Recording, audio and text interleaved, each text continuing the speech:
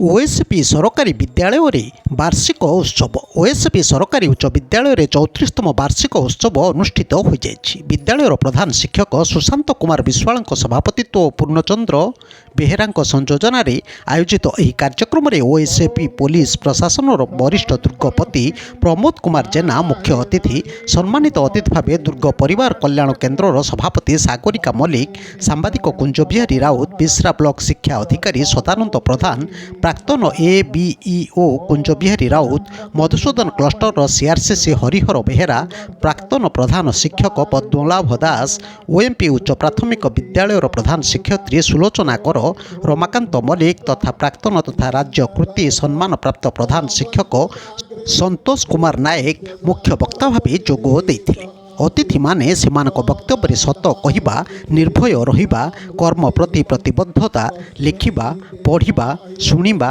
समयानुवर्तिता, श्रृंखलित, पितामाता को सम्मान, आंबेडकर जीवन आदर्श, आत्मविश्वास, ज्ञान बढ़ाइबा स्पृहा, शिक्षा प्रति प्रतिबद्धता, भल मनीष हेबा और समयर सदुपयोग उपरे वक्तव्य रखिथिले।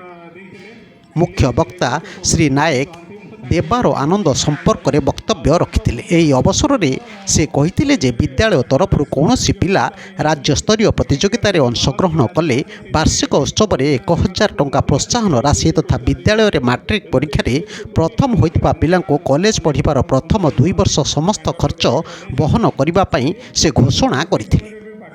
चलित वर्ष श्रेष्ठ छात्री भावे प्रतिभा माझी को पुरस्कृत करा सह श्री नायकों प्रदत्त 1000 टंका प्रोत्साहन राशि प्रदान करा जायथिला। प्रारंभ में रामचंद्र मिश्र मंत्र उच्चारण करी तथा अतिथि माने प्रदीप प्रज्वलन करी कार्यक्रम आरंभ करिथिबा बेले शिक्षक विकास चंद्र महांती अतिथि मानक परिचय प्रदान तथा सभापतित्व करुथिबा प्रधान शिक्षक श्री विश्वाल वार्षिक विवरणी पाठ करथिले। एही अवसर में पूर्व आयोजित होइथिबा विभिन्न प्रतियोगिता कृतित्व हासिल करिथिबा प्रतियोगी मानकु अतिथि माने पुरस्कृत करथिले।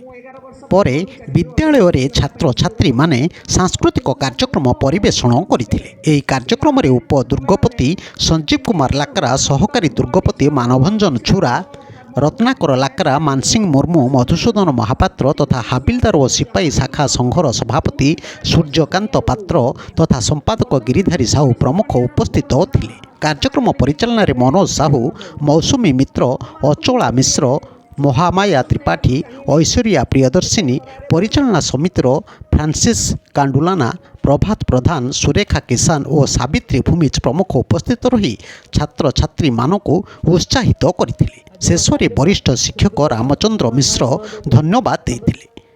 ब्यूरो न्यूज ओडिशा कथा यूट्यूब चैनल टी को आपण माने देखुचंती, मतामत दियंतु, लाइक करंतु, सब्सक्राइब करंतु और शेयर मध्य करंतु।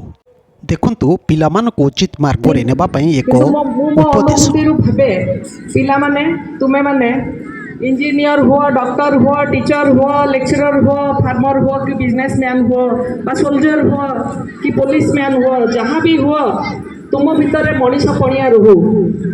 वर्तमान जो मनीष पणियार घोर अभाव ताहा जेमिति तुम ठारे देखा न देव। तुम मान को मु गोटे छोट गप शुणेला चाहिए।